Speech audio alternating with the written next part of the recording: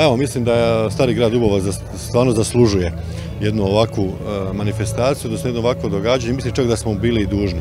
Mi se volimo često puta pohvaliti da je Karlovac sam po sebi pozornica, što i jest, pa evo, Stari grad Dubovac je na neki način posebna pozornica. Tako da smo baš došli da vidimo ovoga spektakl i to, da. Super, zakon. Njoj je bučno, ali poživit će. Inače vidimo kroz prozore, inače Dubovac, tako da ćemo i ove sljedeće koje budu u kasnim terminima, ćemo gledati kroz prozor, tako. Prva noć tvrđava, kako vam se čini? Zanimljivo, drugačije i interesantno. Pa iskreno ovo meni izgleda, ako je prvi put stvarno instalacija, dobro organizirano. Bitno je da se okupilo ljudi, bitno je da su ljudi došli, da se ljudi druže i to je po meni to.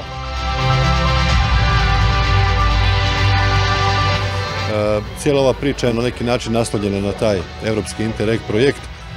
Definitivno i večerašnji posjet naših Karlovčana i Karlovčana, čini mi se da ima ljudi nešto i van grada Karlovca, stvarno potvrđuje da ovo treba postati tradicija i ja stvarno mislim da ćemo mi svake godine u stvari na tu noć tvrđava to raditi, ali nekako mi se čini da ovo ima potencijala i za jedno ljetno vrijeme, jedno ljetna događanja, recimo vikendom, mislim da to ima smisla. Znači sva ta, mogu to tako reći, aparatura, odnosno sva ta rasvjeta koja je dobivena iz projekta, preko 1 milijun kuna opreme je tu dobiveno, ona očekuje jedan kreativan rad. Ja nekako se stvarno nadam da će gradski muzeji koji su dobili Stari grad Dubovac na upravljanje sljedećih 10 godina, da će oni maksimalno iskoristiti ovu opremu i ovu binu i da stvarno Stari grad Dubovac je jedna lokacija gdje se mogu organizirati razna događanja.